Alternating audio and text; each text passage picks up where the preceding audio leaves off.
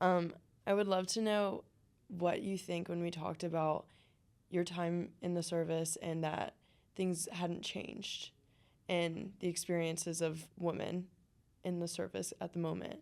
What do you think would change the structures then? Because the system needs to change, but how do you think that's going to be done? This might be that opportunity to talk about this grand idea. So first of all, I was in the Women's Army Corps. So one of the suggestions I've heard is, well, why don't we go back to that? Segregate the women by branches. Okay, so it was the Women's Army Corps. You had the SPARs that were the Coast Guard women, WAVES were the Navy women, and um, Marines, and they're interesting enough a little behind us. Like it takes them a while to catch on, these Marines. And then there's the Women's Air Force. Okay, but that was all going on simultaneously from 1943 to 1978. They were all kind of doing their own thing, but completely segregated from the male counterparts. Okay, so that's one question: is should we go back to that? Specifically with like military sexual trauma. If you can't keep us safe, maybe we need to be segregated. I don't think that's the answer. That's just going backwards. That's like not addressing the real issue.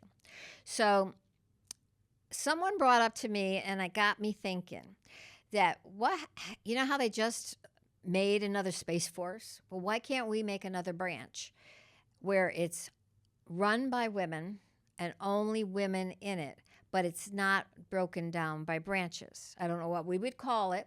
We can't just arbitrarily go and do it. I think it's an interesting concept to do some research on to see if it's feasible to make it an option. I'm not saying for the women not to be able to join the other forces. It might be just an option. And the other thing about that is I think it's important for us to really address that the battlefield is changing. The time where we're deployed to a different things and you're using all these ground forces or aircraft or whatever, the whole climate is changing. So I think it would be interesting to figure out different fields that would be advantageous for this group. And I wish I knew the name. We can look it up somewhere along the way. I did ask Jim about it. That in Greek times there was a woman commander, and she only had women warriors. And have you ever seen a woman scorn?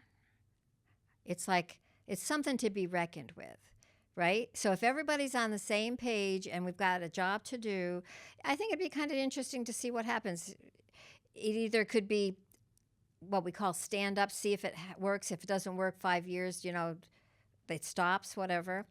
And then they do after action reports and say why it didn't work.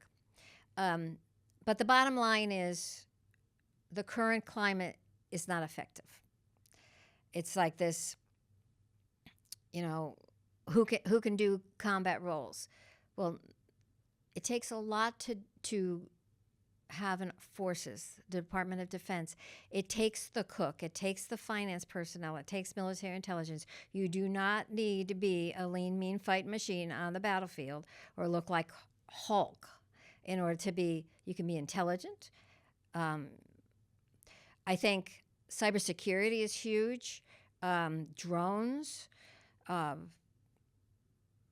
There's just so much. We need to be let me see. It's a part of intelligence, but it's counterintelligence where we need to be proactive, looking out, anticipating the next move because it's real.